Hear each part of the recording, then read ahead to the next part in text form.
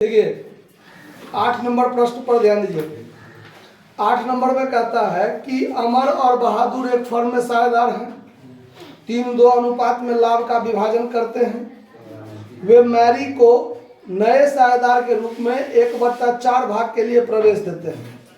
अमर और बहादुर का नया लाभ विभाजन अनुपात 2:1 दिया हुआ है। तो देखिए जब भी नया अनुपात का बात होगा तो त्याग अनुपात निकालते समय तीनों साझेदार का मतलब नया लगाते हुए तब पुराने साझेदार का अगर नया अनुपात हो तो ही आप ओल्ड रेशियो में से न्यू रेशियो घटा सकते हैं।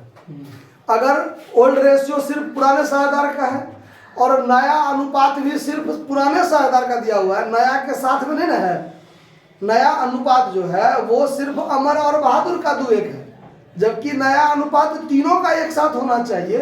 तब तीनों का मिलाकर जो नया अनुपात होगा वो होना चाहिए old ratio minus new ratio के रूप में।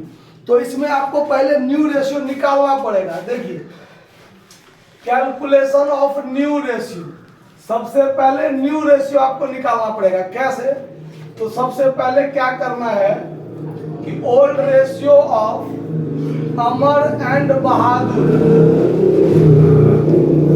अमर एंड, अब क्या कीजिएगा, आगे से गाड़ी निकलता है, कस की आवाज हो जाता है। देखिए तो 3-2 है, अमर और बहादुर का पुराना अनुपात क्या है? 3-2। नया साझेदार कौन आया है? मैरी। तो देखिए marriage new share, marriage new share 1 कितना है? 3 की 4 हो गया।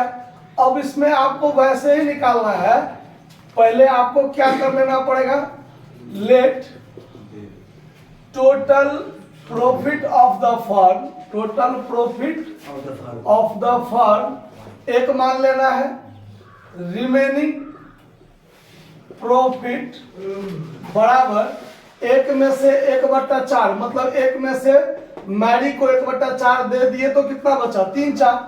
अब इस 3/4 को कौन बांटेगा? अमर और बहादुर। किस अनुपात में? तो नया अनुपात उसका दिया हुआ है कि 2:1 में वो बांटेगा।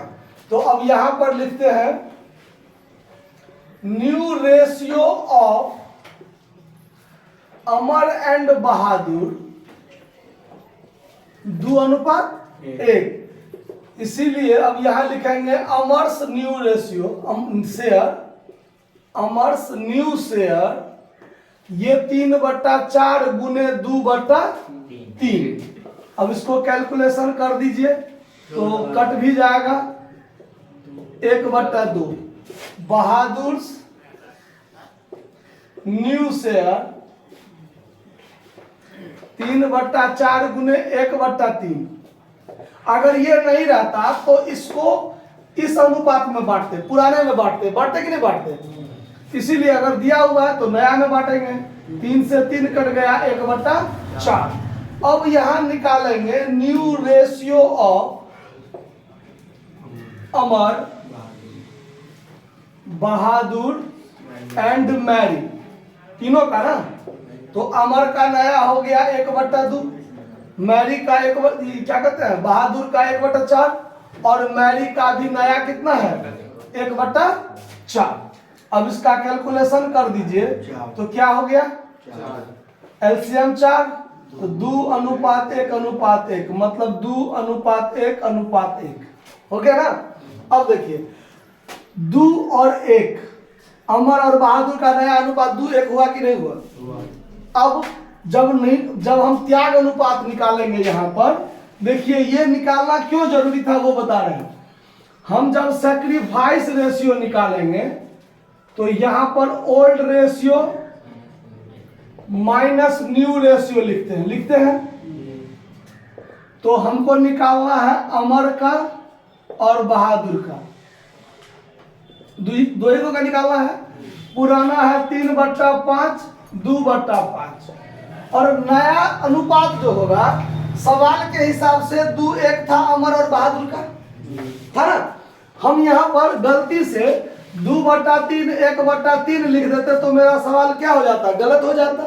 क्यों गलत हो जाता? क्योंकि नया अनुपात तीनों के मिलाकर 2/4 और 1/4 होना चाहिए, यहाँ पर होना चाहिए ना। तो इसीलिए यहाँ पर 2/4 और 1/4 का प्रयोग होगा। अगर हम ये नहीं निकालते और 2 1 पर के बदला में 2 1 पर अगर सवाल बनाते तो मेरा सवाल गलत हो जाता।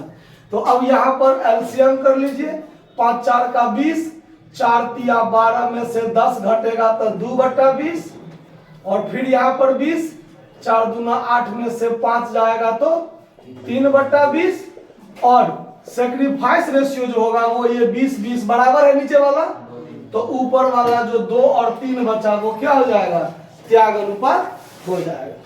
समझ में आया बात? कहीं कोई दिक्कत है समझने में? नोट कर लीजिए। धन्यवाद।